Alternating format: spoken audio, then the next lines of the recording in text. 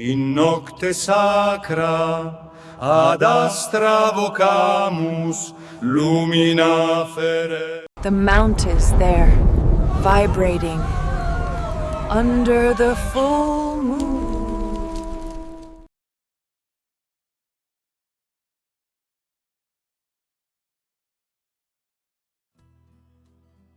High above the vast Thessalian plains of central Greece, where the earth rolls out in golden waves of wheat and olive groves, something extraordinary rises from the soil.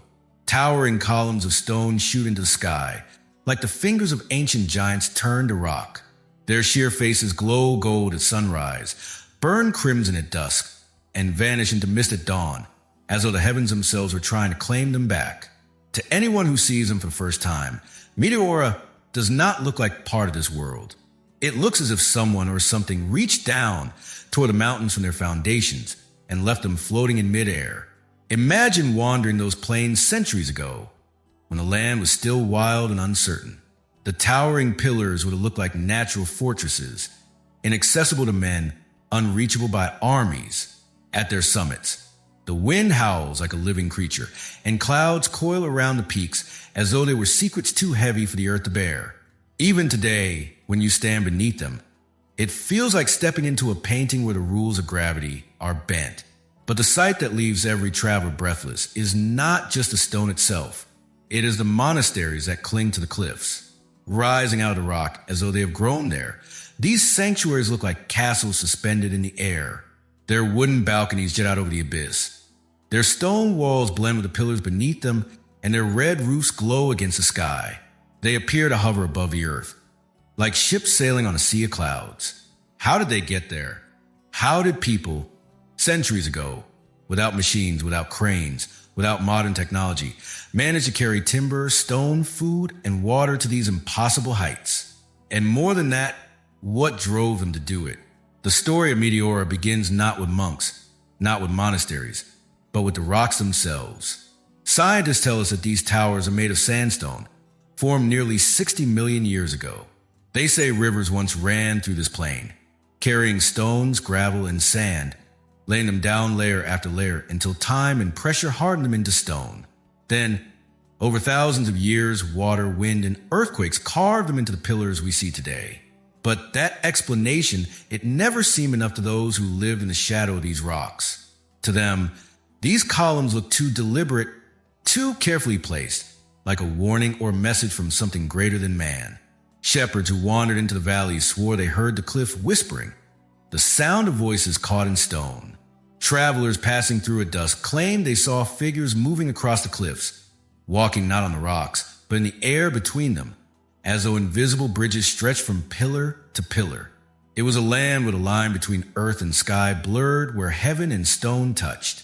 And in a time of chaos, war, and invasion, people looked to these floating giants and wondered, perhaps here, in the arms of the mountains, they could find refuge.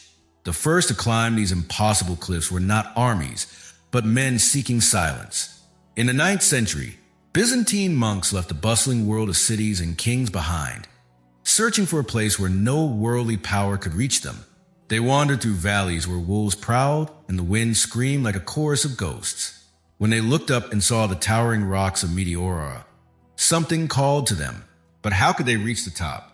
The cliffs were smooth, sheer walls of stone, some rising more than 400 meters. No path wound its way up, no stair had been carved. The monks had only their hands, their feet, and their faith. It is said they drove iron pegs into cracks, tied ropes, and climbed inch by inch, carrying nothing but the clothes on their backs. Others found natural caves high in the cliffs and carved out homes in the hollow stone, living like birds in nests. From the valleys below, the villagers could see small fires burning in the sky at night. They whispered that the monks were not alone up there. Some swore they saw a second light, moving in the darkness like a watchful lantern higher than the rocks themselves. The monks ignored the whispers. They prayed.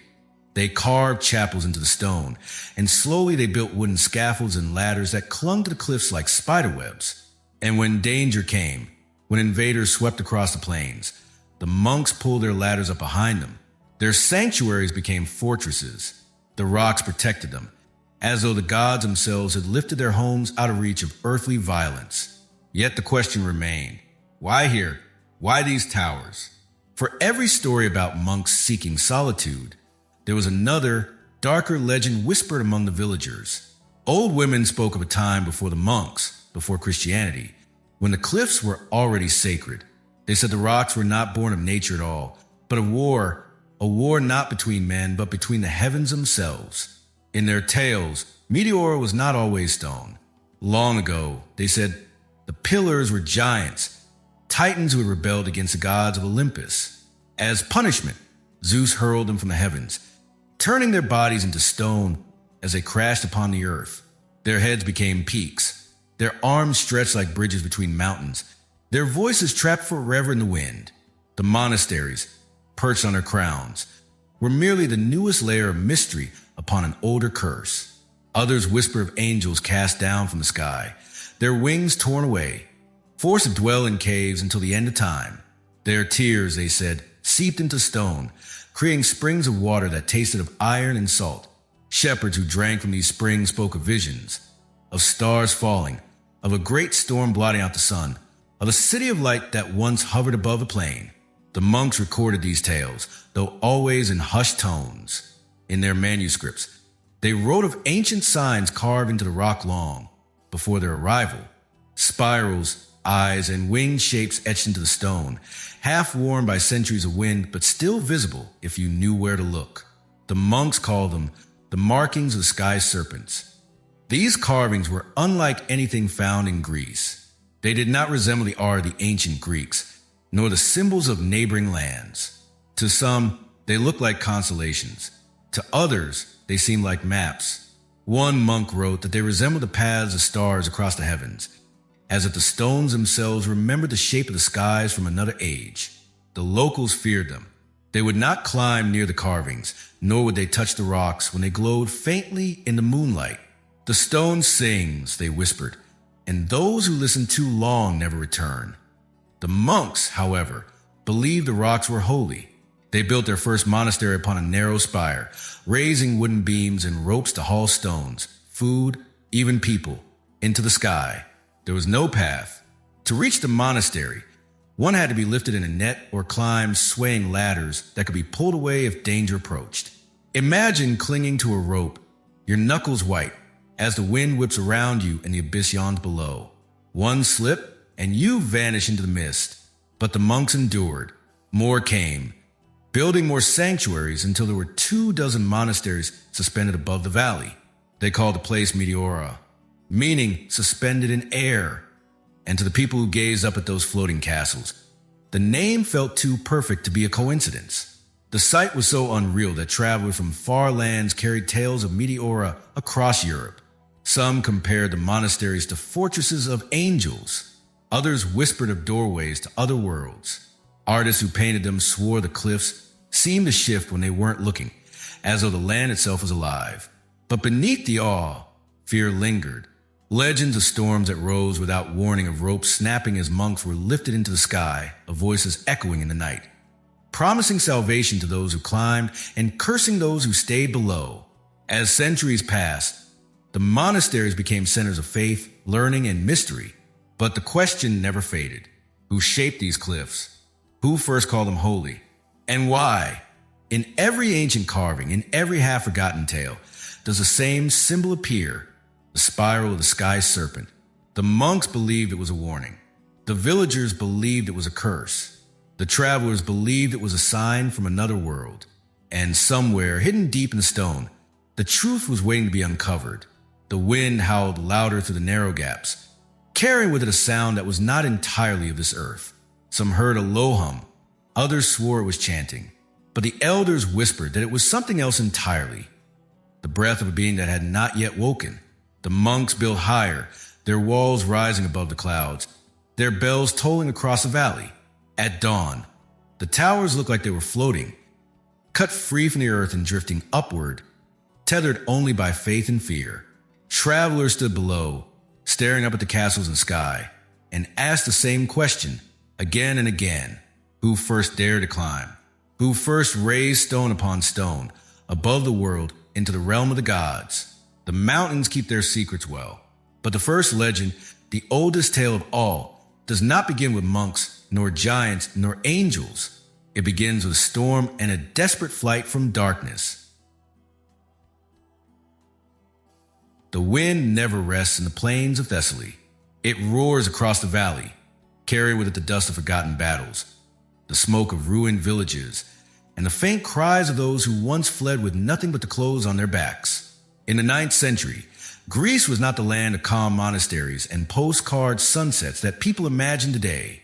It was a place carved by fire and shadow, where armies marched in from every direction, and where families huddled in fear as invaders swept through their towns. During those dark centuries, the Byzantine Empire was fractured by wars on every border. Raiders stormed from the north, Saracens came by sea, and bandits roamed the mountains. Villages burned overnight, and families who survived often lost everything. It was a time when peace was fragile, and life could collapse in a single day. Among the chaos lived men who no longer sought the noise of the world. They were monks, wanderers of faith, who believed that silence and isolation brought them closer to God. To them, the plains below had become a graveyard of ambition, where kings fought for crowns and empires fell to ash. They wanted none of it. They longed for a place untouched by war, a place above the reach of swords and fire. One evening, as the sky turned the color of burning copper, a group of these monks lifted their eyes to the horizon. There, towering above the flat plains, they saw the impossible. Great columns of stone rising straight into sky. Some stood like giant spears, others like crumbling fortresses left behind by a forgotten race. Clouds clung to their jagged edges, wrapping them in a veil of mist so thick that the peaks seemed to float, suspended between earth and heaven. The monks felt their hearts pound. Was this a vision or a sign? To them, these rocks were more than stone. They were ladders to the heavens. They were a sanctuary, waiting. But the cliffs were merciless. Sheer walls of sandstone rose hundreds of feet without a single ledge. No steps, no paths, no way to climb without risking death. Villagers who had tried in the past told of ropes snapping like twine, of men vanishing into the abyss with only a scream to mark their fall. And yet, the monks were determined. They believed the earth had turned against mankind, that safety no longer lay in the villages or forests, but above the clouds, in the arms of the silent towers. So they began their ascent. Some drove wooden pegs into narrow cracks in the stone, hammering them in with crude tools until they stuck fast. They tied ropes to these pegs, thin as a man's wrist, frayed from years of use. One by one, they pulled themselves up, inch by inch, the wind clawing at their robes, the abyss yawning beneath their feet. Others built rickety wooden ladders, lashed together with rope, each step groaning under their weight. The ladders swayed in the air like reeds in a storm. To climb them was to gamble with death. Those who reached the top discovered caves carved into the stone itself, some natural, others shaped by human hands long ago. The openings were like dark mouths staring down at the valley. The monks made these caves their homes. They slept on stone floors, wrapped in rough cloth, and listened to the wind howl through cracks in the rock. For food, they lowered baskets by rope to the villagers below, who would fill them with bread, wine, and olives before watching the monks haul them up into the sky. Days passed into weeks, weeks into years. Slowly, the monks built wooden huts and chapels on the summits. They learned to weave ropes from twisted hemp and to build winches that could raise entire loads of stone, wood, and sometimes even people. Travelers from distant lands would stare in disbelief as they saw a man, cradled in a rope net, being pulled up hundreds of feet into the air, swinging like a pendulum against the rock face. Those who asked the monks about the danger of such climbs received the same unsettling answer. "We trust the ropes," the monks would say, "until the rope chooses to break." It was as if they had surrendered not only to the will of God, but to some deeper, older power hidden in the stone. At night, the valley fell silent, and the rocks seemed to come alive. The wind, trapped in narrow gorges, sang like a chorus of voices. Sometimes the monks claimed the stone itself vibrated, humming low as though it carried the breath of the earth. To them, it was a sign of divine presence. To the villagers, it was a warning. But the more the monks climbed, the more they discovered. Hidden in the caves were ancient carvings that no one could explain. Spirals etched deep into the stone, symbols that looked like stars or eyes, or creatures with wings that stretched wider than the cliff themselves. Some of the older monks whispered that these carvings were not Greek, not Roman, not the work of any people they knew. They were older, much older. One night, a storm rolled over the valley. Lightning split the sky, and the monks, huddled in their wooden shelters, watched as the pillars seemed to glow in the rain. The cliffs shimmered, their surfaces shining like molten gold. A young novice swore he saw one of the spirals shimmer, as if light were bleeding from the rock itself. He said he heard a sound like a slow, endless breath. Fear spread among the villagers below. They believed the monks had disturbed something ancient, something that should have remained sealed in stone. Mothers whispered to their children never to look at the cliffs after sunset. Shepherds led their flocks away from the shadows of the towers, yet the monks refused to leave. They believed the rocks had chosen them, that the very danger to climb was part of their salvation.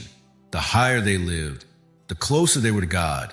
They built more monasteries, raising their homes into the sky.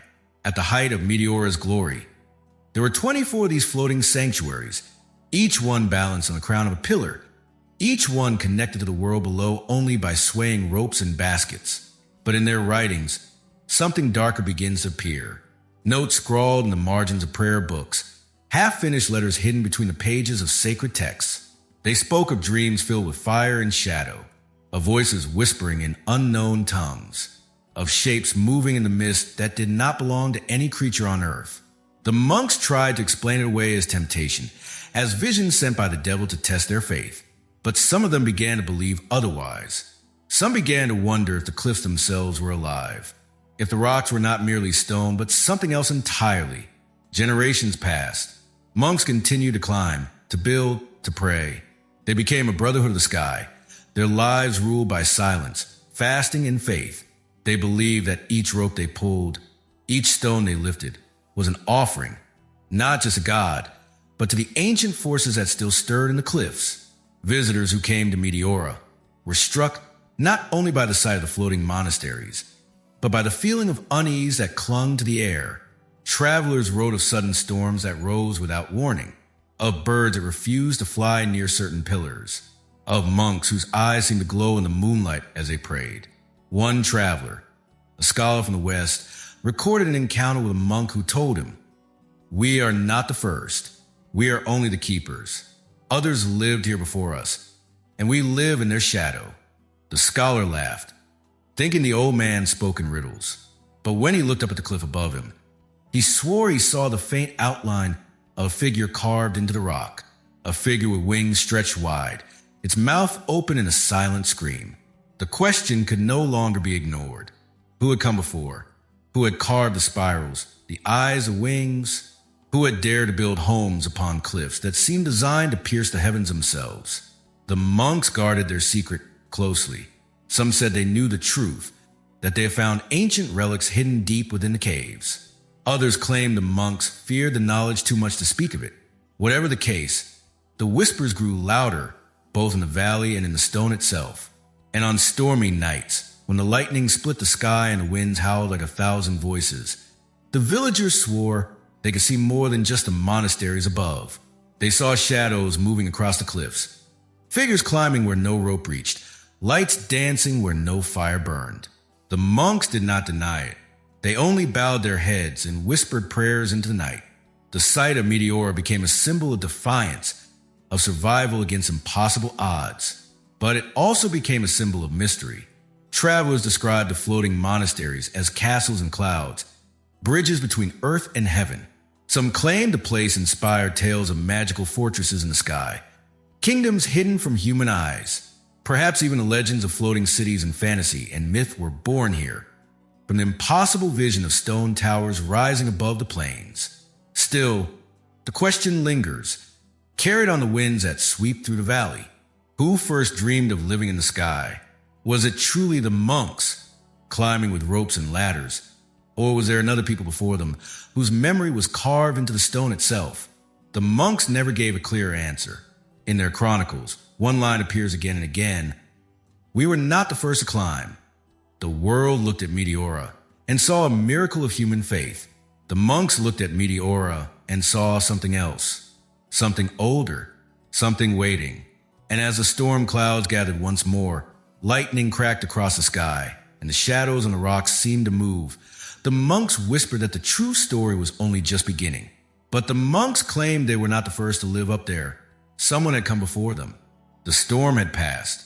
Morning sunlight broke across the valley, painting the world in pale gold. The sandstone towers of Meteora stood wet and glistening, their sheer cliffs streaked with silver streams of rain. From below, the villagers watched the sky clear, yet the whispers of the night before clung to them. They had seen shapes dancing in the lightning. They had heard the thunder echo through the stone like a living heartbeat. And when the monks descended the ropes the next morning to gather food, the villagers confronted them with the old tales. "Do not go higher," one woman begged. "These rocks are not for men. They were carved by hands too great, too terrible to name." The monks lowered their eyes, silent. Some whispered prayers. Others crossed themselves quickly, as though the woman had spoken something dangerous. But the stories would not stop. In taverns, at the wells, in hushed voices by the fire, the people spoke of the gigantes, the giants. They told of a time before history, when beings of impossible size roamed the land. Their feet split valleys, their fists carved mountains. Some claimed that the pillars of Meteora were the bodies of these giants, struck down by the wrath of the gods. They had risen against Olympus itself, and Zeus, in his fury, had hurled thunderbolts so fierce that the earth cracked open. When the smoke cleared, the Titans lay broken and still, their bodies turned to stone, their faces lost at ages. Other whispers told a darker story, not of giants, but of angels, angels who had defied heaven, who had fallen like burning stars from the sky. Their wings had been torn away as punishment, and where they struck the earth, these towers rose as monuments to their shame. Some villagers swore that the caves carved into the cliffs were once the angels' prisons, cells in which they were chained, their voices echoing in rock, trapped for eternity. The monks listened. Some dismissed the tales as pagan superstition.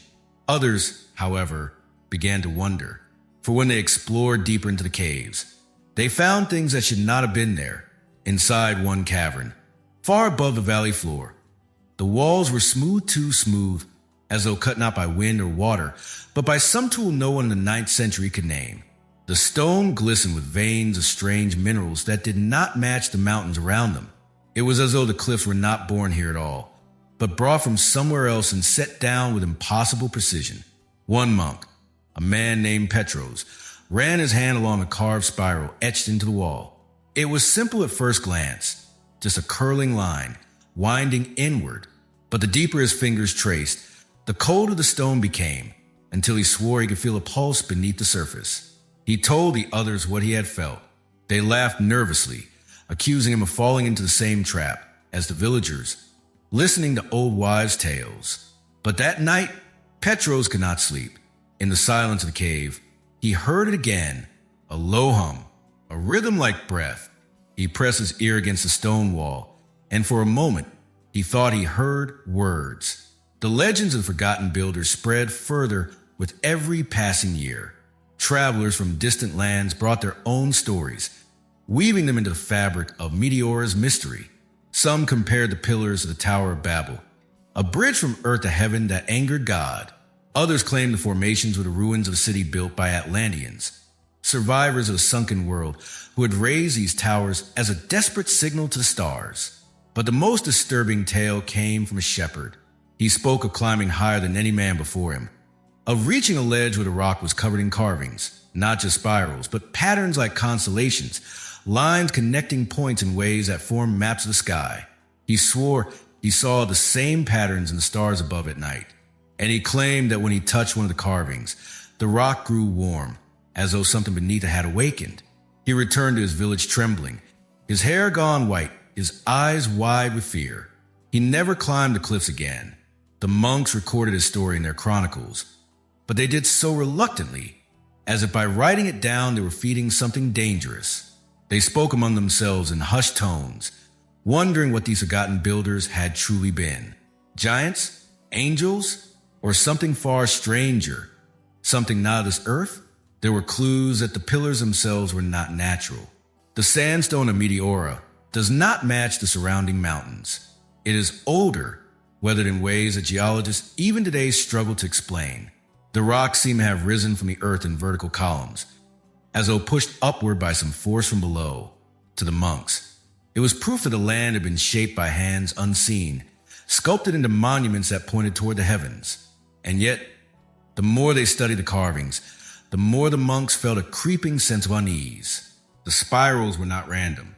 They were too precise, too deliberate. Some spirals contained smaller spirals, turning inward until they vanished into a single dot. Others stretched outward, like pathways into infinity. The monks compared them to the stars, and some claimed they matched not the constellations above, but patterns that could never be seen from the earth at all. One night, Brother Nicodemus, a scribe with sharp eyes, sat by candlelight copying one of these strange spirals into his manuscript. As he drew the curling lines, he felt his hand begin to move on its own, sketching more and more circles until the page was filled with symbols he had never learned. When he looked down, he realized he had drawn something vast, a pattern that seemed to twist on itself, like a doorway opening into another world. He was so shaken that he tried to burn the page. But when the flames touched the parchment, the ink glowed instead of fading, and the spiral seemed to sink deeper into the page, as if it had hidden itself from the fire. Nicodemus shut the book and locked it away, never speaking of it again. Stories like this spread quietly, always whispered, never spoken aloud in the open. The monks feared that too much knowledge of the forgotten builders would bring back the curse. The villagers, too, whispered warnings. The cliffs were not a gift from God, but a scar left by something that had once torn through the earth. The tension grew heavier with every generation. Some monks devoted themselves to prayer, believing that only constant devotion would keep the curse contained. Others could not resist the carvings. They explored deeper into the caverns, searching for answers. Some returned, pale and silent. Others never returned at all. Still, the monasteries grew. By the 13th and 14th centuries, the floating castles of Meteora were known across the Byzantine world. They were celebrated as symbols of faith, strength, and endurance. Pilgrims traveled from distant lands to see them, climbing the rope ladders with trembling hands, their hearts pounding with awe and terror. But the deeper mystery was carefully hidden. To the pilgrims, the monks spoke only of prayer, solitude, and the nearness of heaven. They never mentioned the symbols. They never spoke of the whispers in the stone or the strange warmth that pulsed in the spirals. That truth was reserved only for those within the Brotherhood, and even then, only whispered at night. It was during this time that the oldest monks began to share a disturbing belief. They claimed that the forgotten builders were not gone. They were not dead. They were only sleeping, sealed within the stone itself. The humming in the cliffs, the glowing spirals, the storms that rose from nowhere, these were signs that the builders were stirring. Some monks argued that their duty was not to escape the world, but to guard it. The monasteries, they said, were not built to protect the monks, but to keep the rest of the world safe. By building upon the pillars, by chanting their prayers every night, the monks were sealing the ancient power within the stone. Without them, the forgotten builders might rise again. It was a heavy burden, carried in silence, passed from one generation to the next. Centuries later, when travelers asked why the monks had chosen to live in such dangerous places, one monk gave a chilling answer. "We are not closer to heaven up here," he said softly. "We are closer to what lies beneath." The valley itself seemed to carry that warning. On certain nights, when the moon was full and the air was still, the cliff would glow with a faint light. The spirals carved into the stone would catch the silver beams and shimmer as though alive. Shepherds who strayed too close claimed to hear whispers, low and echoing, like voices speaking from inside the rock. Some said the voices begged for release. Others swore they promised wonders beyond imagining. The monks did not agree on what the voices meant. Some believed they were angels, trapped in the stone until the end of time.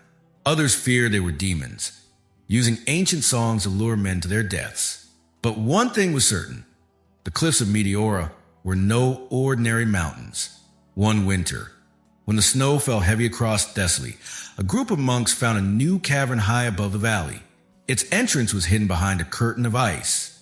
Inside, the air was bitterly cold, and the walls were carved with spirals deeper and darker than any they had seen before. At the very center of the cavern was a single mark, unlike all the others. It was no simple spiral. It was a symbol, cut so deep into the stone that shadows pooled in its grooves. It twisted in ways the eye could not follow, bending inward and outward at once. Some monks said it looked like a serpent coiling around itself. Others said it was a map, pointing to a place not on this earth. No scholar who later studied the sketches could explain it. The symbol defied logic, as though it belonged to a language no man had ever spoken. And deep within that cavern, when the monks laid their hands upon the stone, they felt it again, the pulse. Slow, heavy, endless, as if the rock itself was breathing, waiting for something. The discovery shook the brotherhood. Some wanted to seal the cavern forever. Others wanted to keep digging, to uncover what lay beneath. But all of them, whether they admitted it or not, felt the same chill, the same fear gnawing at the back of their minds. The villagers were told nothing. But word has a way of slipping through cracks, just like the wind that howls through Meteora stone towers. And when the first whispers of a hidden symbol reached the valley, the old tales returned with new strength. The cliffs, they said, were not carved by wind or rain. They were not the work of monks or men. They were built by something far older, something that had once walked the earth in shapes too vast, too terrible to imagine. And deep within one cavern, a symbol was found, one that no scholar could decipher. The cavern was darker than night itself. The monks carried flickering torches, their flames bending in the wind that seemed to breathe from unseen cracks in the walls. The deeper they stepped into the mountain, the more they felt as though they were entering not a cave, but a rib cage, as though the stone around them had once been alive. Then one of them gasped. His light had fallen across a carving, and it was like nothing they had ever seen. It was a spiral. At first glance, it looked almost simple, a line curling inwards in a perfect circle. But the longer they stared, the less simple it seemed. The spiral was made of tiny grooves, etched with precision, as though some hand had cut it with tools more advanced than any chisel they knew. It did not fade or crumble like the other markings. Instead, it seemed to sink into the rock, as if the stone itself was only a skin, and beneath that skin, something deeper waited. The spiral twisted in two directions at once. If you followed it clockwise, it curved inward, pulling your eyes toward a dark center that seemed to stretch forever. But if you traced it the other way, it unraveled outward, like a map that expanded beyond the limits of the rock, a design that reached beyond the valley, beyond the mountains, perhaps even beyond the sky.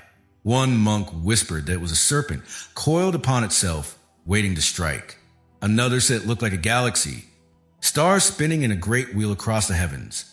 A third insisted it was both serpent and galaxy, flesh and void, earth and sky, something that lived in two worlds at once. The stories of forgotten builders suddenly seemed more than legend, for in the midst of Greece, the serpent is no simple creature. It is a guardian of thresholds, the symbol of chaos, the enemy of the gods. From the many-headed hydra slain by Heracles to the great serpent python that Apollo struck down at Delphi, the serpent appears again and again as a being too vast for men to defeat. And then there were the dragons. Tales whisper of serpents that could coil around mountains, whose breath was fire, whose scales shimmered like metal. The villagers, staring up at the pillars of Meteora, could not help but imagine such beings resting within the stone, their bodies hidden, their presence betrayed only by the spirals carved deep into the rock. But the most unsettling stories came from far beyond Greece. Travelers from the east spoke of sky serpents, dragons that flew not only through the air, but between the stars themselves.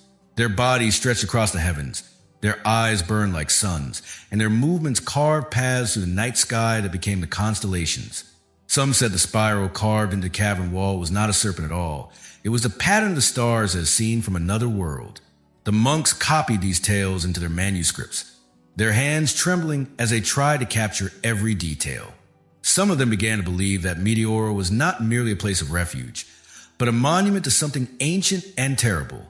Perhaps the forgotten builders had not been men at all. Perhaps they had been beings who could move mountains, beings who could carve the earth with a single gesture. beings who leapt behind these pillars as a warning or as a doorway. The deeper the monks looked, the stranger things became.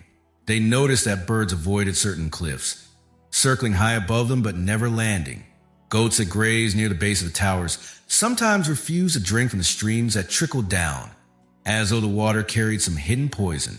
Travelers reported compasses spinning wildly, as if the stone itself carried a magnetic force.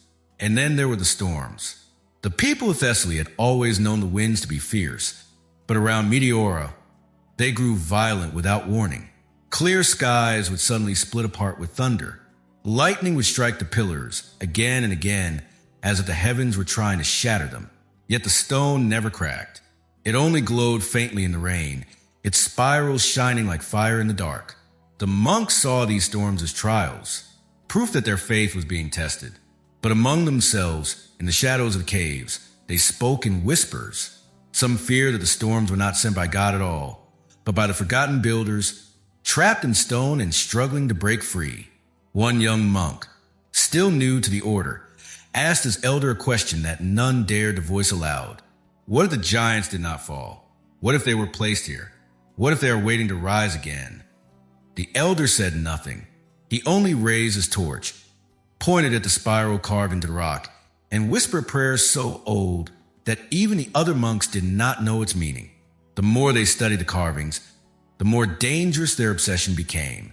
Some monks claimed that if you stared at the spiral too long, it began to move. The lines would shift, twisting it on themselves, forming shapes that were not there before. The monks argued about what they saw. One claimed he saw a doorway. Another said he saw a star falling into darkness. Another swore he saw a face, not human, not animal, but something in between, something that stared back at him through the stone. Fear began to divide them. Some refused to enter the cavern at all. Others could not stay away. They returned again and again, pressing their hands against the spiral, listening to the faint hum that vibrated through the rock.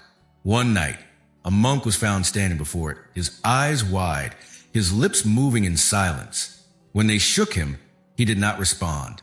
It was as though his mind had been pulled deep into the spiral, leaving his body behind. The other monks carried him out, but he never spoke again. He sat in silence for the rest of his days, staring at the horizon, his lips moving as though repeating words no one else could hear. The villagers began to notice changes too. At night, when the wind howled through the pillars, they no longer heard a chorus of voices. Instead, they heard a rhythm, a deep, steady beat. Some said it was the sound of drums. Others said it was the slow thud of a heart, buried deep in the stone. Fear spread through the valley. Some families fled, leaving their homes behind. Others stayed, but they refused to look up at the cliffs after sunset. They said the spirals glowed in the moonlight, casting strange shadows across the land. Children whispered that the rocks were alive, that they were only sleeping and one day they would wake. The monks, high above, continued their prayers, but even among them, whispers grew louder. Some believed the spirals were sacred, marks left by angels to remind them of heaven. Others believed they were maps, showing the way back to the stars. And a very few, began to believe something darker. One elder, who had spent his life studying the carvings, claimed they were not of this world at all. He said the spirals were written in a language older than mankind, a language that spoke of beings who traveled between worlds, shaping mountains as men shape clay.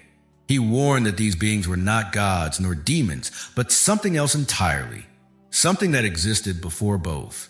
The other monks called him mad. They burned his writings. They locked him away in his cell. But when they passed by at night, they could hear him whispering the same words over and over, his voice blending with the hum of the stone. The legend of the forgotten builders grew darker with each generation. The monks had come seeking refuge, but what they found was a prison, and they were now its keepers. Their prayers were no longer for peace or silence. They were chains, binding something within the stone. Travelers continued to arrive, drawn by tales of the floating monasteries. They saw beauty, majesty, and faith carved into impossible heights. They did not see the fear in the monks' eyes. They did not hear the hum that rose from the cliffs at night. They did not know that every prayer, every chant, was a lock on a door that must never be opened. But time has a way of wearing down even the strongest walls. Centuries passed. Wars came and went. Empires rose and fell. The valley of Thessaly changed, but the pillars remained silent and unbroken. The monastery stood high above the earth, defying time and gravity. And then one night, as the wind howled to the gorges and lightning split the sky, a monk awoke in terror. He had dreamed of the spiral, but in his dream, it was not carved into stone. It was alive. It moved. It breathed. He woke to find himself standing in the cavern, his hand pressed against the cold grooves, his lips whispering words he did not know. The other monks pulled him away, but he fought them with strength that seemed beyond his frail body. His eyes burned with a light they had never seen before. When they finally subdued him, he collapsed to the ground, trembling, his breast shallow, his skin pale as ash. When he opened his mouth to speak, the words that came out were not his own. They were old, older than Greece, older than the mountains themselves. None of the monks understood them. None dared write them down. But one thing was certain. Centuries later, when scholars found fragments of his writings hidden in the library of Meteora, they read the final words he had managed to write before his hand failed. He had written, "The spiral is not silent. It waits. It listens. It breathes." And on that night, when he pressed his ear against a stone, he swore he heard it. Not the wind, not the rain, not the thunder of the storm. He heard the spiral breathing. The wind had always been a constant companion at Meteora. It howled through the narrow passes, scraped across the stone cliffs, and wailed like a chorus of restless spirits. But as the years passed, the monks began to notice that the wind was not always the same. Sometimes it was sharp and cold, biting against their skin like invisible knives. Other times it carried strange harmonies, low hums and whispers that rose from the cliffs themselves. At first, the monks dismissed it as imagination, the mind's way of filling silence with sound. But one night, when the moon hung low and swollen above the pillars, the chanting began. It did not come from the monasteries. It came from the stone, deep within the towering cliffs. The echoes of voices moved like shadows. The words were not Greek, nor Latin, nor any tongue they knew. They were drawn-out syllables, curling into the night air, layered with a rhythm that seemed too measured to be random. Terrified, the monks gathered in their chapels. They lit candles and raised their voices in prayer, trying to drown out the sound with hymns of their own. But even as their chants rose, the cliffs seemed to answer back, humming louder, vibrating through the floors, rattling the wooden beams until dust fell from the ceilings. From that night onward, the monks changed. They no longer prayed, only by day. When the sun sank and the valley fell into darkness, they lit torches and descended into the caves carved deep into the pillars. Villagers standing far below could see the flicker of orange lights weaving in and out of the rock, forming moving constellations in the black night. Some nights, the monks sang in soft voices, almost whispers. Other nights, they raised their chants into a roar, their words echoing to the valley until even the wolves fell silent. The people in the villages below would wake to the sound of voices drifting through their windows, ancient words that pressed against their chests and rattled the walls of their homes. No one knew what the monks were saying. Some claimed they were prayers of protection, keeping the cliffs from collapsing. Others whispered of darker rituals. They said the monks were not praying to God, but to the builders who had carved the spirals. They said offerings were being made, not in devotion, but in fear. A shepherd once told of what he saw when he wandered too close to the base of a pillar at night. He had been following a lost goat when he heard the sound of chanting above him. Looking up, he saw a rope ladder slowly descending from the darkness. At first, he thought it was for him, that the monks had seen his torch and wished to help. But then he saw something else, a figure wrapped in cloth, limp and still, lowered in a net, the body turned in the air, the torchlight catching pale skin and closed eyes. The shepherd fled, his goat forgotten. The next morning, when he returned, the villagers whispered about a man who had vanished in the night, a traveler who had sought shelter in the village chapel. No one saw him again. Stories like these spread, and with them, the fear grew. Families whispered that the monks were feeding the stone. that every rope lowered from the cliffs was not only for bread and wine, but for blood. The monks, when asked, said nothing. They only bowed their heads, their faces hidden in the shadows of their hoods. To the villagers, this silence was worse than any confession. And yet, despite the fear, the people of Thessaly continued to bring food to the ropes. Some said they did it out of devotion. Others admitted they did it out of terror. For what would happen, they wondered, if the monks stopped their nightly chants, if the spirals in the stone were left unwatched, if the voices in the cliffs were left unanswered.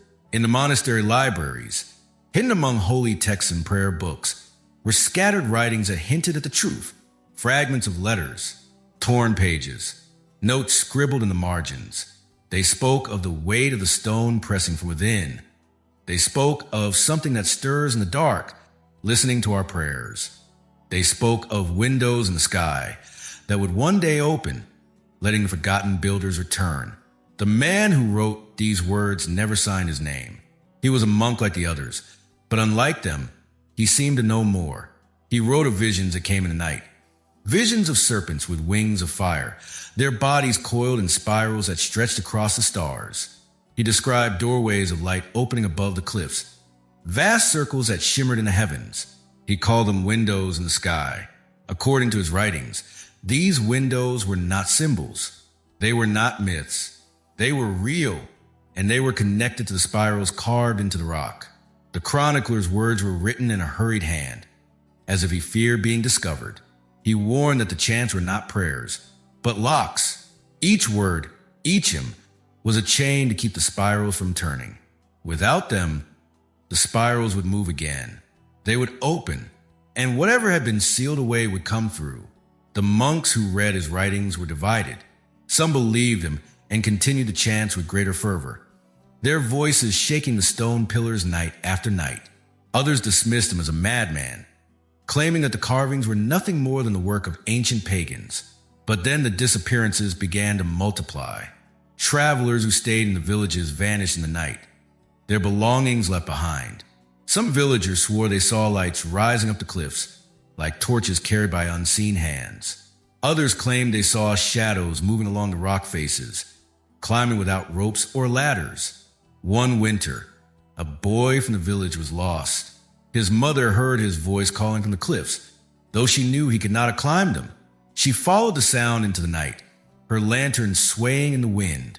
When she returned, her hair had turned white, and she refused to speak again. The monks wrote nothing about her in their official records, but in the margins of one manuscript, a single line appeared in the same hurried hand as the unnamed chronicler. It read, "Another has been taken. The stone is hungry." By the 13th century, the monasteries of Meteora had become legends across the Byzantine Empire. Pilgrims came from far and wide, climbing the swaying ladders, pressing their lips to stone, and leaving offerings of bread, wine, and coin. To the outside world, Meteora was a miracle of faith, a place where men lived closer to heaven than to earth. But in the shadows of the cliffs, another story was whispered. The monks were not only praying, they were guarding. Their chants were not only hymns, they were keys, turned each night to keep something locked away. Those who lived in the valley believed that the forgotten builders were not gone, but waiting. The spirals carved into the stone were not art, but locks. The hum of the cliffs was not wind, but breath. Still, no one could explain the symbol. The spiral in the hidden cavern remained a riddle. Scholars who examined the sketches said it did not match any known script. It was not Greek, not Latin, not Hebrew, not Egyptian. Some thought it resembled the spirals of galaxies seen in the night sky. Others said it looked like the coiled body of a serpent, ready to strike. One scholar, after studying the drawing, claimed it was a map. But a map to where, he could not say. The lines curved in on themselves, twisting into a point that seemed to vanish into nothing. He wrote that it might be a guide to another world, a place beyond the reach of human eyes. The monks, however, knew more. In their secret rites, they spoke the words of the spiral. They gathered in the cavern at night, carrying torches and candles, their shadows stretching long against the stone walls. They formed a circle around the carving, their voices rising and falling in unison. The sound echoed to the cave, bouncing from wall to wall, until it seemed that the stone itself was answering. Some say the monks offered prayers. Others whispered that they offered something else. Animals went missing from the villages. Travelers vanished without trace. And when the monks carried heavy nets up the cliffs, the villagers turned their eyes away, pretending not to see. The rites grew darker with time, the chants longer, the processions more solemn. Monks in hooded robes vanished into tunnels deep within the cliffs, carrying candles that flickered like dying stars. They returned at dawn, pale and silent, their voices hoarse, their eyes filled with shadows. The villagers began to fear not only the cliffs, but the monks themselves. They no longer saw them as holy men. They saw them as keepers of a secret too dangerous to name. Yet still, they brought food to the ropes. Still, they obeyed the silent gestures from above, because deep down, they believed the same thing the monks whispered in their prayers, that if the chants ever stopped, the spirals would turn, the stone would awaken, and the forgotten builders would rise again. For centuries, the truth remained hidden. The symbol in the cavern was guarded by the Brotherhood, its meaning known only to the unnamed chronicler who had dared to write of it.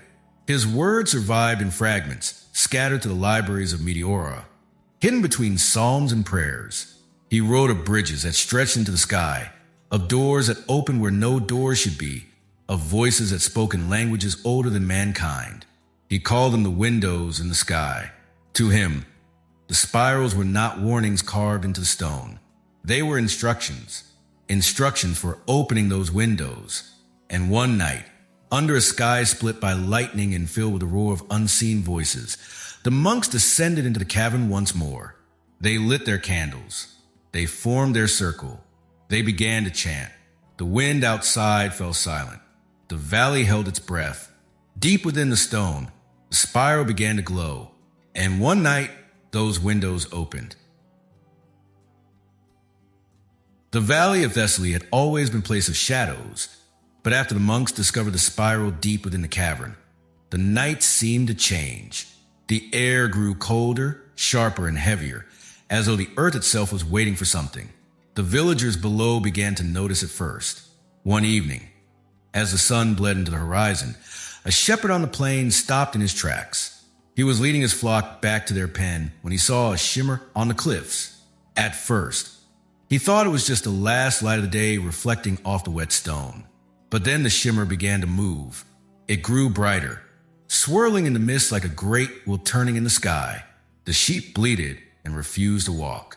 The man fell to his knees, clutching his chest, convinced that he was staring at a vision of the divine. He was not alone.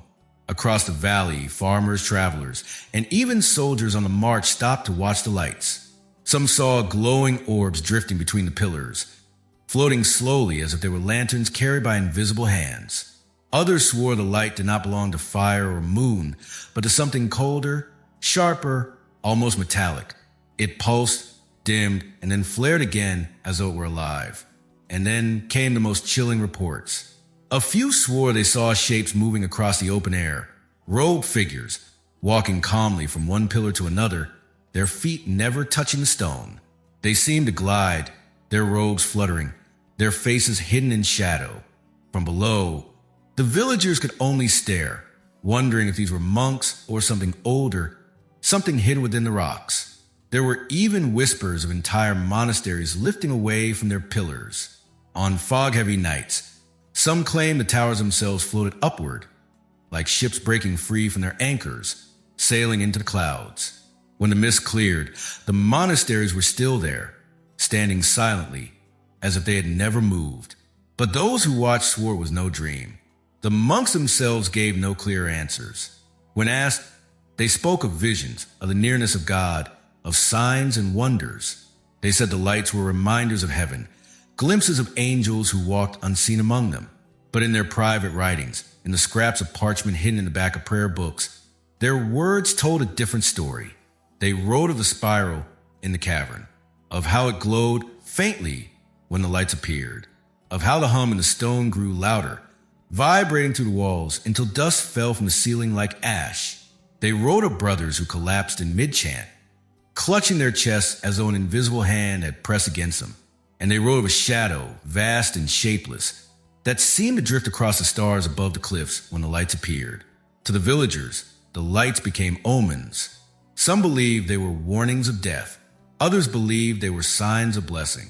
A mother whose child had fallen claimed that after the lights passed over the village, her son awoke as if nothing had ever been wrong. A farmer, however, swore that his crops withered overnight after he saw the figures walking in the air. The stories clashed, each one more unbelievable than the last. Were the lights angels watching over the valley, or were they the spirits of the forgotten builders, stirring in their stone prisons, testing the locks the monks had sworn to guard? For centuries, the mystery lingered. Meteora remained a place of wonder and fear, a fortress in the sky, a city that seemed to float above the earth.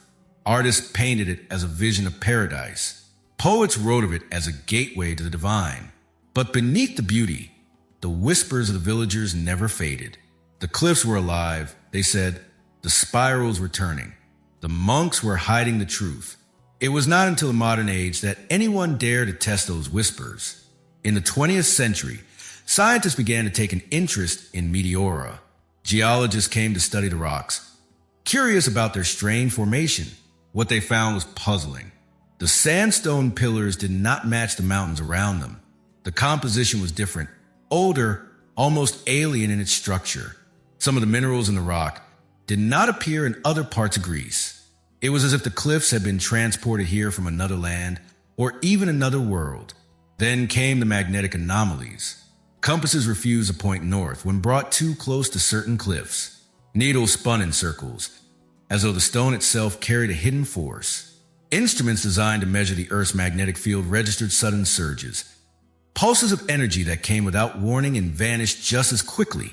At first, the scientists dismissed it as interference, perhaps from hidden iron veins in the rock. But when samples were taken and tested, they revealed something strange.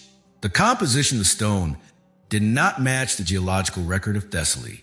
Some minerals found in Meteora's pillars were unknown elsewhere in the region, their origins uncertain. And then came the radiation.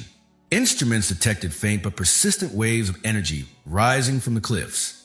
Not the kind of radiation found in granite or natural uranium deposits, but something else, something closer to the background radiation of space. It was as though the cliffs of Meteora were not only older than the surrounding land, but somehow connected to the very fabric of the cosmos. The scientists published their findings cautiously, careful not to wander into the realm of myth, but their words stirred old fears in the villages below. For centuries, the people had whispered that the rocks were not natural, that they were shaped by forces beyond human understanding. Now, modern science had confirmed what the legends had always claimed. These pillars did not belong, and once again, the lights began to appear. On certain nights, the valley would glow with a strange radiance. Swirls of pale green and silver danced through the mist, wrapping around the pillars like living things. Sometimes the lights hovered, pulsing gently, as though waiting. Other times, they spun faster, weaving together into shapes that seemed almost deliberate. Witnesses described orbs that moved in patterns like constellations. Farmers saw them align into spirals that mirrored the carvings on the rocks. Travelers swore they saw great arcs of light stretch between the pillars, forming bridges that shimmered in the night. And then came the stories that no one wanted to believe. A group of pilgrims climbing a rope ladder claimed they saw a figure waiting for them halfway up. A monk, his robes whipping in the wind. But when they reached him, he vanished, dissolving into mist, leaving the ladder swaying violently. One man nearly fell, saved only by the frantic grip of his companion. Another traveler spoke of waking in the night to see one of the monasteries drifting upward, its red roof glowing faintly as it lifted into the clouds. He rubbed his eyes, thinking it was a dream, but when morning came, he swore the monastery sat at a slightly different angle, as though it had shifted in the night. For the villagers, these stories were proof of what they had always feared. The cliffs were not solid stone. They were alive. And if they were alive, then the spirals were not just carvings. They were marks, signs of a presence trapped within. Some began to whisper that the monks were not guardians at all, but servants, that their chants were not chains, but invitations.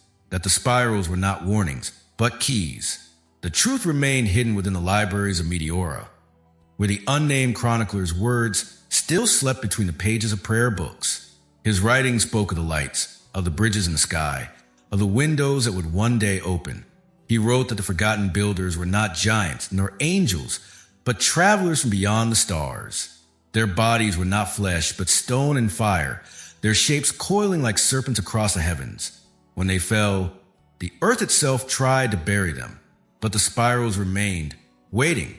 For centuries, the monks guarded those spirals with their chants and their rituals. They believed that as long as their voices rose in night, the locks would hold. But even they began to falter when the lights returned. The hum in the stone grew louder. The carving began to glow with a faint, silver light. And some monks whispered that the spiral was no longer still. It was moving, slowly, patiently. Visitors who came to Meteora in modern times felt the same unease. Some scientists, working late into the night with their instruments, reported hearing strange sounds on their recordings, low, rhythmic pulses, like a heartbeat echoing through the rock. Others claimed their cameras captured lights that were not visible to the human eye, or shapes moving across the cliffs that vanished when they looked directly at them. The more they studied, the more the mystery deepened. Why did the cliffs contain minerals not found in the surrounding mountains? Why did they emit strange radiation, like signals from the stars?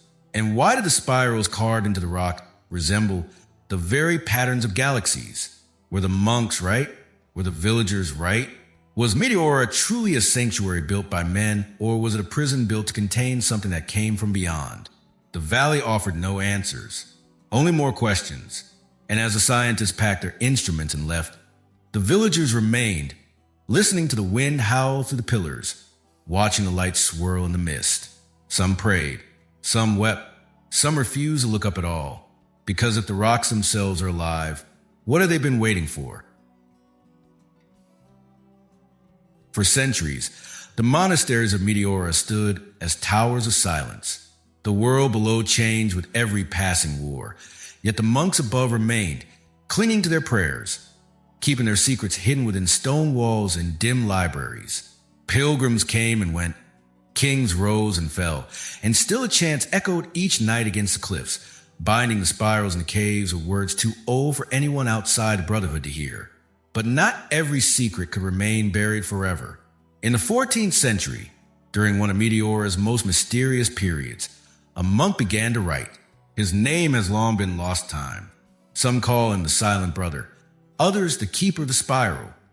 He was never abbot, never a leader, and yet his words carried a weight that lingered long after his death. He wrote in secret, not in the official records that chronicled prayers and donations, but in a hidden manuscript, carefully bound and sealed away. The book was filled with sketches of the strange spirals, drawings of winged beings, and maps that seemed to chart not only mountains and rivers, but constellations and paths through the sky. In one passage, he described a vision. He saw the pillars of Meteora not as stone, but as massive roots growing downward into the earth, while above them stretched glowing bridges of light, crossing the sky like golden veins. These bridges, he wrote, connected worlds. They were the bridges of heaven. He believed the monks had been chosen, not simply to escape the chaos of the world below, but to guard these bridges. Each chant, each candlelit procession, was a way of binding the bridges shut, preventing them from opening again. For in his vision, the bridges were not safe paths to heaven, but doorways to another realm, a realm that had once tried to consume the earth. The Silent Brothers' warnings were clear. One day, the spirals would awaken. The chants would no longer be enough. The bridges of heaven would open, and the floating castles of Meteora would rise, not as places of prayer, but as vessels returning to the sky. The other monks were horrified. Some believed him, whispering that his visions matched the stories told by the villagers. Others feared his words would bring ruin if they spread. They debated in secret councils, torn between duty and fear. At last, the abbot made his decision. The manuscript would be locked away, hidden deep in the library of one of the highest monasteries. Only a few chosen brothers would know where it lay. And so it was sealed, wrapped in cloth, hidden behind shelves of scripture. The Silent Brother died soon after, His final words never recorded, but his book remained waiting. For centuries, it stayed there untouched. Wars raged across Greece. Invaders came and went. The monasteries were raided, burned, rebuilt, abandoned, restored. Armies climbed the cliffs, sometimes allowed up by the monks themselves, other times repelled by ropes cut in the night. Yet the manuscript survived until the Second World War. The Nazis swept across Greece with iron and fire. Villages were burned. Monasteries were looted. Ancient treasures vanished into private collections, stolen away to feed the hunger of men who believed themselves destined to rule the world. It was during this time that the manuscript disappeared. Some say it was taken by German officers, smuggled across Europe, and locked away in secret vaults. Others believe it was destroyed in the flames that consumed part of the monastery libraries, reduced to ash along with centuries of knowledge. The monks who survived the war said little. Some claimed the book had been hidden long before the soldiers arrived. Others insisted it had been lost forever, but the villagers whispered another story. They said the monks had not lost the book at all. They had carried it into the deepest cavern, the one where the great spiral lay carved in stone. They had placed it upon the spiral itself, sealing it away where no soldier could reach. And when the Nazis climbed the cliffs and demanded treasure, the monks offered them only gold and relics. The real secret, the words of Silent Brother, remained hidden in the stone. After the war, rumors spread across Europe, whispers of a missing manuscript, a book that spoke of bridges in the sky, of serpents that coiled around mountains, of a prophecy that foretold the return of the sky castles. Treasure hunters searched for it, convinced it was a lost relic of ancient Greece, perhaps even a map to Atlantis or a hidden city of gold. But those who went looking never seemed to return. Some vanished in the valleys, their camps abandoned. Others were found at the base of the cliffs, their bodies broken as though they had fallen from a great height. One man was found alive, wandering the field with bloodshot eyes, his skin pale and cold. When asked what had happened, he could only whisper one word, again and again: spirals, spirals, spirals. Scholars were divided. Some dismissed the manuscript as a myth, a story invented by frightened monks. Others believed it was real and dangerous. Secret societies began to take an interest. A handful of historians claimed that fragments of the book had been smuggled out of Greece before the war, hidden in private libraries across Europe. One fragment was said to describe a moment in the future when the bridges of heaven would open and the towers of Meteora would rise into the sky. But what did it mean? Was Meteora a gateway? Were the pillars themselves vessels, waiting to break free from the earth and return to the stars? Or was it nothing more than a metaphor, a monk's fevered dream scribbled in the margins of history? Modern researchers began to examine the rocks themselves, searching for answers. They found that the cliffs contained strange minerals, unknown in the surrounding mountains. They detected faint pulses of radiation rising from the stone, similar to signals found in deep space. They recorded magnetic anomalies that made compasses spin and instruments falter. It was as if the spirals were not carved into the stone at all, but part of it. The scientists tried to explain it with geology, with physics, with theories of ancient rivers and shifting tectonic plates. But none of their explanations could account for the precision of the spirals, the strange patterns that matched constellations unseen from the earth, or the faint humming that some claimed to hear when the wind was still. For the villagers, the return of the lights in the mist was all the proof they needed. On certain nights, when the moon hung low and the air was thick with fog, the cliffs would glow. Orbs of light drifted between the pillars, swirling in patterns that mirrored the carvings on the stone. Some villagers fell to their knees, believing they were witnessing angels.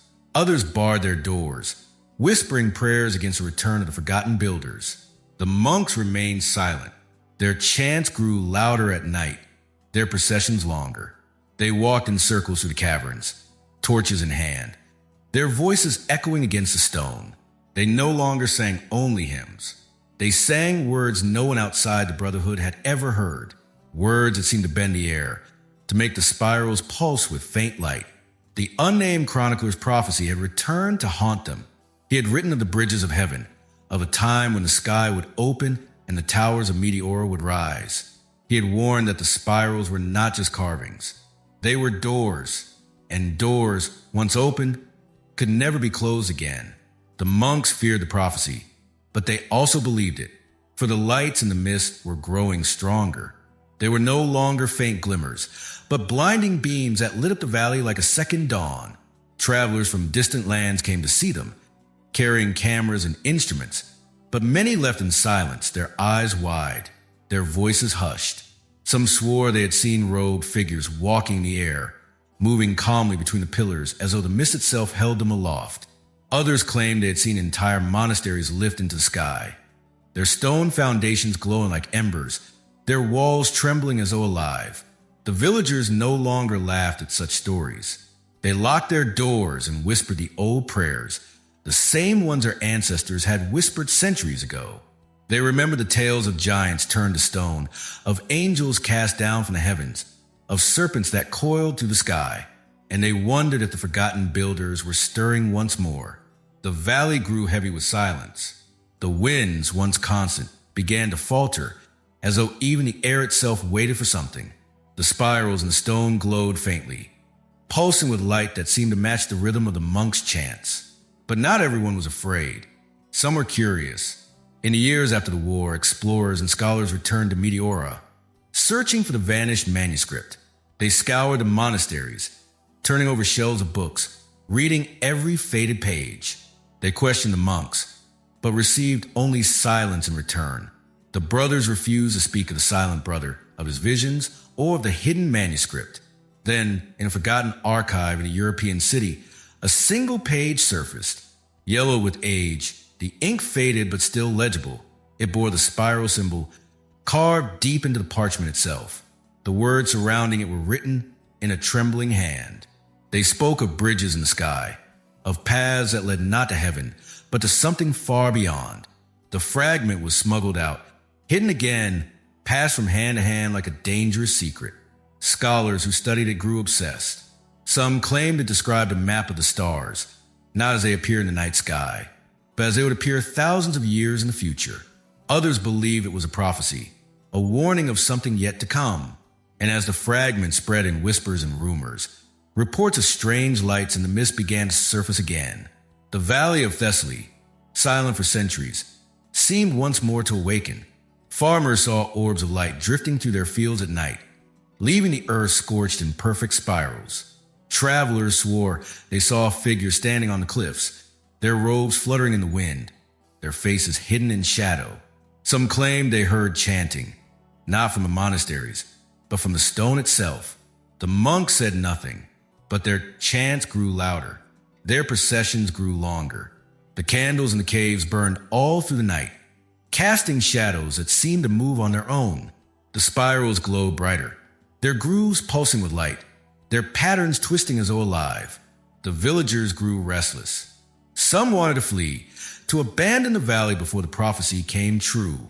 Others clung to the belief that the monks were holding back the darkness, that their chants would keep the bridges sealed forever. But a few began to whisper something far more dangerous.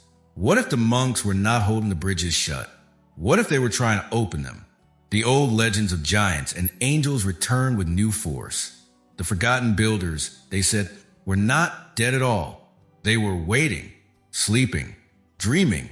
The spirals were their mark, their key, their voice. And now, after centuries of silence, the key was turning again. The monks themselves seemed haunted. Some were found wandering the cliffs at night, whispering to the wind. Others locked themselves in their cells, scratching spirals into the walls until their fingers bled. The abbot warned them to stay strong, to continue the chants, to keep their faith. But even he looked older, thinner, as though the weight of the stone pressed not only on the cliffs, but on his soul. The valley waited. The people prayed. The lights in the mist swirled above the pillars, brighter with each passing year. The world outside Thessaly moved forward, building cities, inventing machines, reaching for skies with towers of steel and glass. But in Meteora, the past lingered, carved into the stone, humming in the wind. And then, long after the war had ended, long after the manuscript had vanished, a traveler came to Meteora with a secret. He carried a single fragment of the Silent Brothers' lost book, smuggled out of Europe, hidden for centuries. The parchment was torn, the ink faded, but the spiral was still there, carved into the page like a wound. Around it, the words trembled with urgency, as if written in haste. They spoke of the bridges in the sky. They spoke of a moment yet to come. A moment when the spirals would turn, when the locks of monks' chants would break, when the towers of Meteora would rise into the heavens once more. And in that fragment, there was a warning that no one could ignore. The fragment was fragile, its edges burned, its ink faded to the color of dried blood.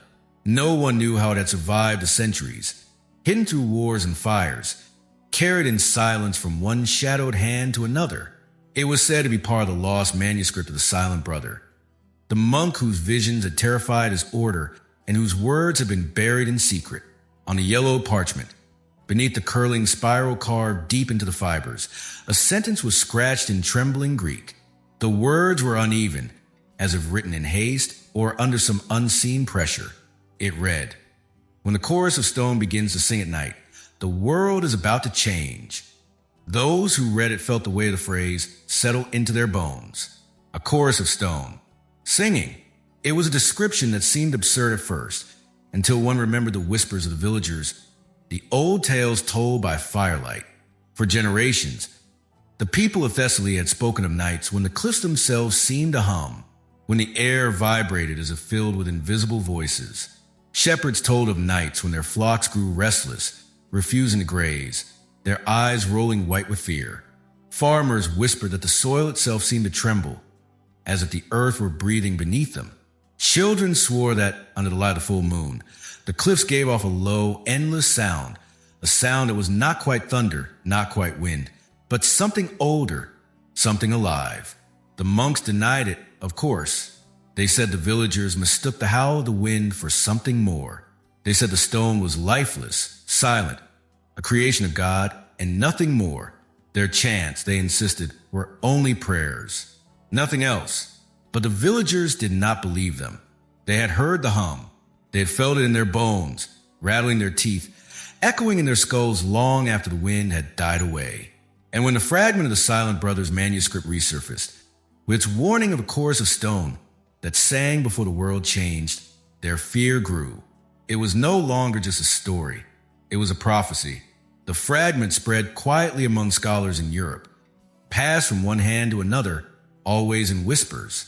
Most dismissed it as the work of a superstitious monk, but a few took it seriously. Among them was a small group of explorers, men and women who lived for the hidden and forbidden, who sought answers in the shadows of forgotten places. They came to Meteora not as pilgrims, but as detectives. They carried no icons, no offerings, no prayers. Instead, they carried instruments, recorders, cameras, devices that could measure vibrations too low for the human ear, signals too faint for the human eye. They came not to worship, but to listen. At first, the monks refused them. The explorers were told that Meteora was not a place for curiosity, but for devotion. The rope ladders remained raised. The gates remained closed. But money and persistence opened many doors, and soon the group found themselves standing in the shadow of one of the highest pillars, staring up at a monastery that seemed to float in the clouds. The climb was no less terrifying than it had been for the monks centuries earlier. The explorers stepped into a rope net, their equipment tied to their backs. Slowly, the monks hauled them upward, the net swaying in the wind, the valley spinning below. Every groan of the rope sounded like a scream. Every knot looked ready to snap. The explorers clung to one another, whispering silent prayers, though none of them admitted it. When they reached the top, the world below was gone. The valley was hidden in mist, and the monasteries around them looked like ships drifting in a sea of clouds. The explorers set up their equipment, placing recorders in the chapels, along the cliffs, and deep within the caverns. They wanted to capture the sound the villagers had spoken of, the hum of the stone, the chorus of voices that rose on nights when the moon was full. The monks watched in silence, their eyes dark beneath their hoods. They did not interfere, but neither did they help. One of the explorers, a young woman with sharp eyes and steady hands, noticed an old monk lingering in the shadows. He seemed to follow them, always at a distance, his lips moving as though whispering words to himself. She asked the others if they noticed. They shook their heads. That night, as the moon rose full over the valley, the explorers activated their devices. The air was still. The wind, for once, did not howl. The mist hung heavy, pressing close around the pillars like a shroud. At first, there was silence. Then came the sound. It was faint, almost too low to hear, a vibration that moved not through the air but through the stone itself. The explorers pressed their ears against the walls of the cavern, their hearts racing. They could feel it, a slow hum, steady and deep like the thud of a giant heart. The villagers below heard it too. Dogs began to howl. Children cried out in their sleep. The earth itself seemed to tremble, though the sky was calm. The explorers' instruments came alive. Needles swung wildly. Recorders captured sounds that none of them could hear with their own ears. When they played back the tapes, they expected only the faint hiss of wind. What they heard instead was something else entirely. It was a chorus, hundreds of voices, rising and falling in perfect unison, not in Greek, not in Latin, not in any human tongue. The words were long, drawn out, curling like the spirals carved into stone. The sound was both beautiful and terrifying, like a hymn sung by something vast and unseen. One explorer dropped his headphones and refused to listen again. He said the sound was too deep, too strange, as if it were pulling at his mind, drawing him into darkness. Another sat in silence, her eyes wide, her hands trembling, as though she had heard something she could not repeat. The young woman who had noticed the silent monk, however, listened again. She closed her eyes, pressed the headphones to her ears, and let the chorus wash over her. And in the rhythm, in the pulse of the voices, she heard something more. Not just song, not just sound, but a message. She could not understand the words, not in any language she knew, but she felt them. They were not calling from the cliffs. They were calling from somewhere beyond them. The next morning, she returned to the cavern where the spiral was carved into the stone. She stood before it, tracing the grooves with her fingers, feeling the cold pulse beneath the rock. The silent monk was already there, kneeling before the carving, his lips moving in that same ancient rhythm. When she asked him what it meant, he turned to her slowly. His eyes were pale, clouded, yet burning with something she could not name. His voice was little more than a whisper, but the words froze her blood. "It is not the wind you hear," he said. "It is not the earth. It is the chorus of stone. And when it sings, the windows will open." She asked him what windows he meant. He only smiled and raised a trembling hand to the spiral. The explorers returned home with their recordings, but not all of them spoke of what they had heard. Some kept silent, refusing to share their tapes. Others sent them to scientists who studied the strange frequencies with growing unease. The recordings revealed sounds that no human ear could hear, low, steady pulses that matched no natural phenomenon on Earth. The signals repeated in patterns, like a code. They rose and fell with the phases of the moon, growing stronger on nights when the mist wrapped itself around the cliffs of Meteora. Some scientists suggested it was nothing more than geological resonance, the sound of wind and stone creating natural vibrations. But others disagreed. When the frequencies were compared with data collected from deep space, something impossible was discovered. The patterns matched signals recorded from distant galaxies, signals that astronomers had never been able to explain. To the scientists, it was an anomaly. To the villagers, it was proof. To the monks, it was a confirmation of what the Silent Brother had written centuries before. The chorus of stone was real, and its song was not of this earth. The question remained heavy and unanswered. If the cliffs of Meteora were alive, if the spirals were truly doors, then one had to wonder, if the rocks themselves are alive, what have they been waiting for? The fragment had been studied, translated, and debated. Scholars argued late into the night about the meaning of the Silent Brother's warning. Some dismissed it as metaphor. Others, those who had listened to the recordings from the caves, knew better. They could not explain the low hum captured on their instruments, the rhythm that pulsed like a heartbeat. But when the data was compared with signals recorded from distant galaxies, the impossible truth became clear. The frequencies matched. The The same patterns that echoed to the stone pillars of Meteora were also drifting across the cosmos, as if the cliffs were singing in harmony with something far away in the stars. It was then that the earthquakes began. At first, they were small, a tremor underfoot, a rattle of dishes in the homes of the valley, a few stones tumbling down the cliffs. The villagers told themselves it was nothing unusual. Greece had always been a land of quakes. The earth shifted, the mountains groaned, and life continued. But these tremors were different. They came with no warning, no storm, no reason, and they carried that same strange hum, a vibration that filled the air even in silence. At night, the valley no longer knew peace. The winds that once howled unpredictably seemed to vanish, leaving the air heavy and still. From the cliffs came a sound, low and endless, a chorus of stone that vibrated through the bones of anyone who dared to listen. Windows rattled, water in clay jars rippled, horses kicked at their stalls, eyes rolling with fear. The villagers remembered the warning. When the chorus of stone begins to sing at night, the world is about to change. Families began to pack what little they had. They left their homes, their fields, their herds. They walked away from the valley, not daring to look back at the floating monasteries above. They said the chant of the monks had grown louder, more desperate, as if they were no longer praying for salvation, but shouting against something that pressed from within the cliffs. Those who stayed behind witnessed strange things. On moonlit nights, the ancient spirals carved into the rock began to glow. At first, it was faint, no more than a shimmer. But as the earthquakes grew stronger, the spirals lit up with a cold silver light, casting shadows across the valley floor.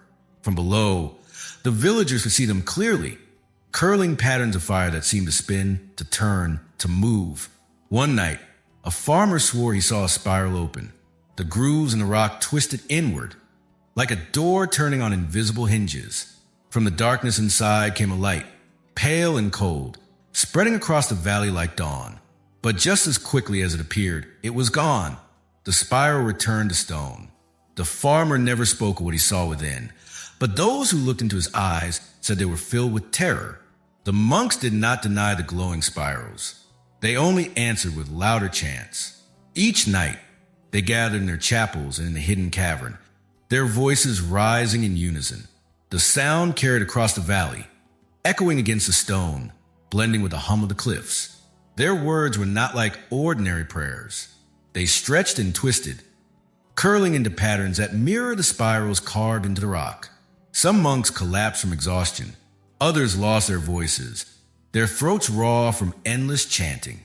But none dared stop. They believed the chants were the last chains holding back what lay beneath the stone.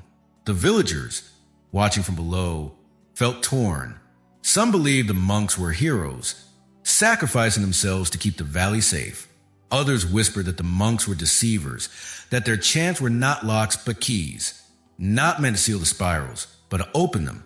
And then one winter night, the earthquakes returned with fury unlike anything the valley had seen before.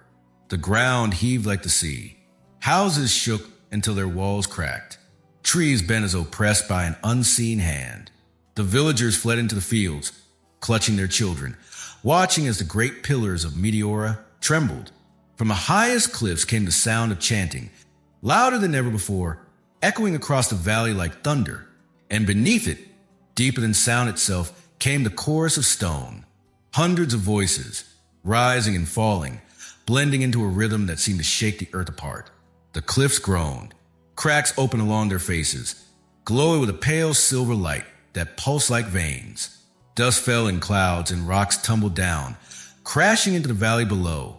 The villagers screamed, running as the air itself seemed to vibrate, pressing against their lungs, rattling their bones. The explorers who had returned with their instruments stood in the fields, recording everything. Their devices whined with static, their needles swinging wildly as the vibration surged. The young woman who had listened to the tapes before stared up at the cliffs, her face pale in the moonlight. She could see the spirals glowing, twisting, moving, as though the stone itself were alive. She remembered the words of the silent brother. The bridges of heaven, the chorus of stone, the locks will break. One of the scientists, trembling, held up his recorder. The device was capturing something, not just a hum of the earth, but a pattern, a signal.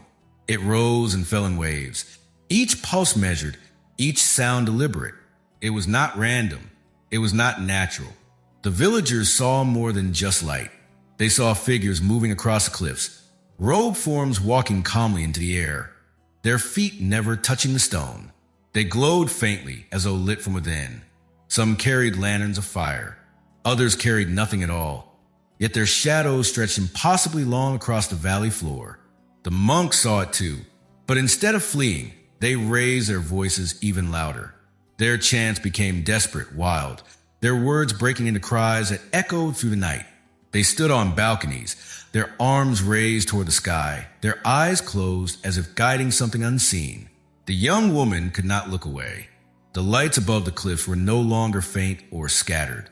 They were swirling now, gathering into a vast circle in the sky.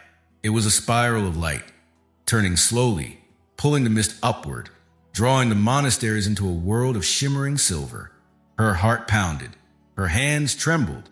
She felt the earth shake beneath her feet. But it was not the violence of destruction. It was the rhythm of something waking. The cliffs themselves seemed to move, their stone faces groaning, their cracks glowing brighter with every heartbeat. The scientists stared at their instruments in disbelief. The frequency they recorded matched something they had seen before, a signal captured by radio telescopes from the farthest reaches of the universe. A signal that had never been explained. A signal that some had whispered might be a message from another world. The monks had always said the spirals were locks.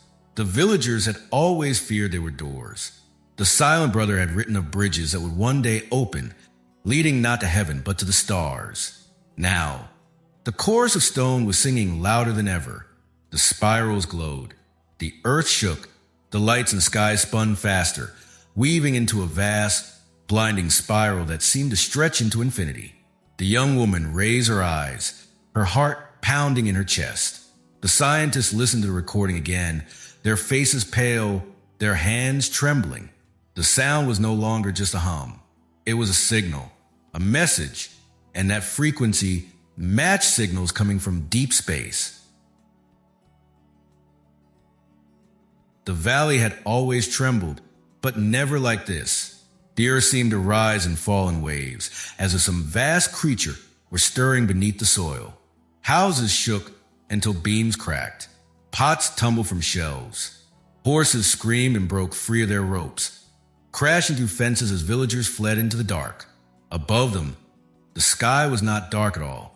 The mist that usually draped the stone pillars like a veil now burned with an unearthly light. Pale green, silvers, and deep blues swirled together, forming shapes that twisted and bent as though alive. The spirals carved into the cliffs pulsed in perfect rhythm with the light, glowing like molten silver veins. Every time the monks sang, the light grew brighter.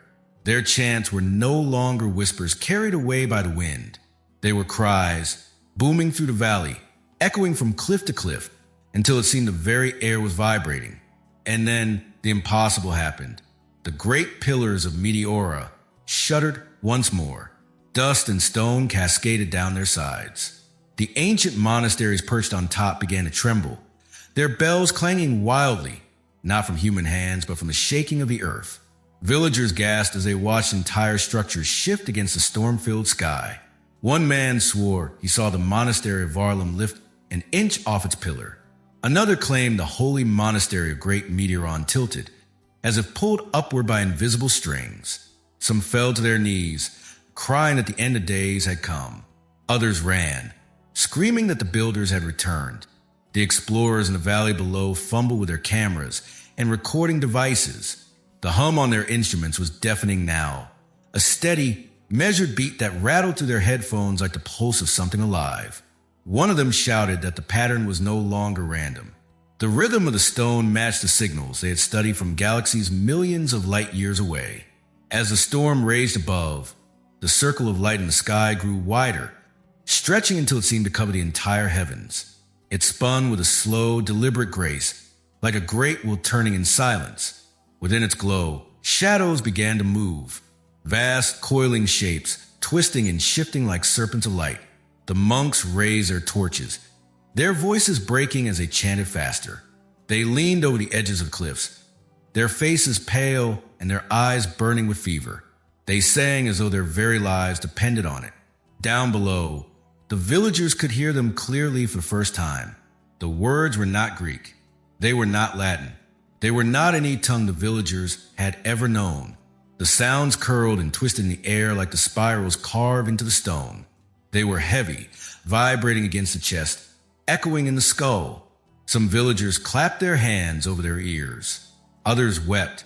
A few began to sway with the rhythm, their eyes glazing over, their bodies moving as though caught in an invisible tide. The young woman among the explorers did not cover her ears. She listened. She remembered the fragment she had seen, the words carved into the parchment by the silent brother's trembling hand.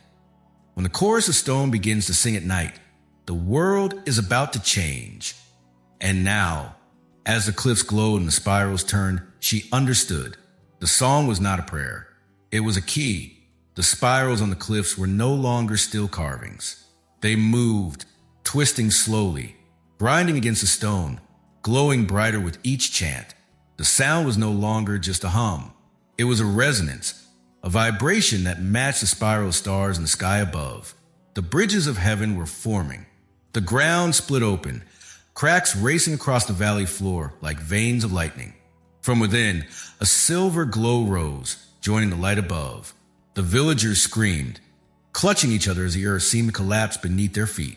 And then, with a sound like mountains tearing free from the earth, one of the pillars began to rise. The great Meteora, the largest of all the monasteries, trembled, shook, and then lifted into the air.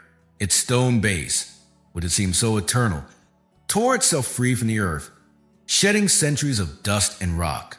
The monastery perched on top remained intact, its windows glowing with candlelight, its bells ringing in the storm.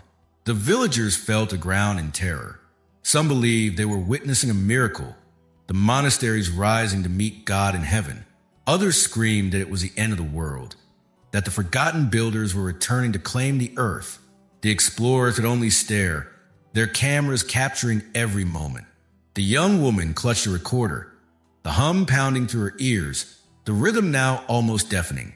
She could feel it pulling at her, drawing her forward, as though the spiral itself had reached out from the rock and taken hold of her heart. Above the valley, the circle of light in the sky grew larger, brighter, more terrible. The shadows within it writhed and twisted, vast coils of silver and fire moving against the stars. The monasteries lifted higher, their stone pillars rising with them, as the earth itself were giving them back to the sky. The monks continued their chants, their voices breaking, their bodies trembling. Some fell to ground, exhausted, their torches extinguished by the wind and rain. Others sang until their voices cracked, until blood ran from their lips. They believed they were holding back the opening of the windows, binding the spirals with the strength of their faith. But the lights in the mist only grew brighter. The spirals turned faster. The hum deepened, shaking the valley until the earth itself seemed ready to split apart. The villagers fled into the night, their torches bobbing like fireflies in the fog. They did not look back. They did not want to see what was happening above them. The young woman, however, could not move. She stood rooted to the earth, her eyes fixed on the glowing spiral in the sky. She felt that it was not a vision of God, not a miracle of faith, but something else, something vast, something ancient. She remembered the words of the silent brother. He had written of bridges that would open, of beings that could move mountains, of serpents that coiled through the stars. And now, she saw them with her own eyes. The light grew so bright it turned the night into day. The monasteries, those floating castles of stone, lifted higher, their shadows stretching across the valley. Dust and rock rained down from the pillars as they tore themselves free. The sound of the chorus filled the air, no longer faint, no longer hidden. It was everywhere, in the ground, in the sky, in the bones of every living thing. The villagers wept and prayed. The monks sang until their voices broke. The explorers recorded everything, their hands trembling, their faces pale. And then it happened. The great spiral above the cliffs opened, not like a cloud parting, not like a storm breaking, but like an eye, a vast, glowing eye, turning the heavens, its edges shimmering with light. Through the opening came shadows, serpentine shapes, vast as mountains, their bodies coiled and uncoiled in slow, deliberate arcs. Their scales shimmer like silver, their eyes burn like suns, and their voices joined the chorus, echoing across the valley with a sound that was both beautiful and terrible. The monasteries rose higher, their stone pillars glowing like molten metal. They seemed to lift themselves with no effort, as though they had always been meant to fly. One by one, they floated upward, their spires piercing the spiral of light. The villagers watched in silence now, their fear giving way to awe. Some fell to their knees, their hands raised. Others turned their faces away. Unable to watch, the young woman kept her recorder running. Her heart pounded in her chest. Her hands shook, but her eyes never left the sight. She watched as the monasteries vanished into the spiral, their bells ringing, their torches burning, their chants echoing into the heavens. When the last monastery disappeared into the light, the spiral closed, the hum faded, the valley fell silent. Where once there had been floating castles, now there were only bare pillars of stone, stripped of their crowns, standing naked against the night sky. The villagers wept, but their guardians were gone. The explorers stood in silence, their recording still buzzing with the sound of the chorus. And the young woman, clutching the fragment of the manuscript, felt the weight of the silent brothers' warning settle into her heart. The bridges of heaven had opened. The monasteries had risen into the sky. The forgotten builders, or whatever they truly were, had returned. But for what purpose? The valley of Thessaly never received an answer. The monasteries were gone, vanished into the clouds, leaving behind only empty spires of stone. The villagers abandoned their homes, fearing the return of the serpents, fearing the silence of the cliffs. The scientists who studied the recordings found that the signals matched those coming from deep space, signals that had been recorded for decades, echoing from galaxies millions of light years away. The young woman carried the fragment with her, traveling from one city to another, seeking answers. She spoke to scholars, priests, astronomers, even soldiers. Some dismissed her as a dreamer. Others listened with unease, their eyes flickering with fear. None could explain the truth, yet the recordings remained. The hum of the cliffs, the chorus of stone, the signal that matched the stars. And the question lingered, heavy and unanswered, haunting every man, woman, and child who had ever looked up at the floating castles of Meteora. Were the lights in the midst a warning or a call? Were the monks praying to keep something locked away, or were they singing to guide it back? The monasteries were gone, but their absence left a scar. The cliffs stood bare, their spirals glowing faintly in the night. The valley lay in silence, waiting. Some say the monasteries will return one day, descending from the sky like falling stars, carrying with them secrets too terrible to speak.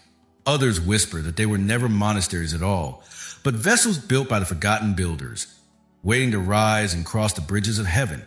The truth may never be known. The monks who once guarded the spirals are gone. The silent brothers' manuscript is lost, its final warning scattered to the winds of history. Only fragments remain, and in those fragments lies a question too vast for easy answers. Were the monks protecting us from what lived within the stone? Or were they guarding something far greater? A doorway to another world, a passage between realms, a bridge to the stars we were never meant to cross? The stones of Meteora still stand silent and unyielding. But when you look up at those floating castles, remember, some places were built not for the living, but for the passage between worlds. What do you think really happened here? Tell us in the comments below. If this story kept you on the edge of your seat, give this video a like, share it with someone who loves mysteries, and subscribe for more journeys into the world's most haunting and forgotten places. Every story we share opens another door, and you never know what waits on the other side.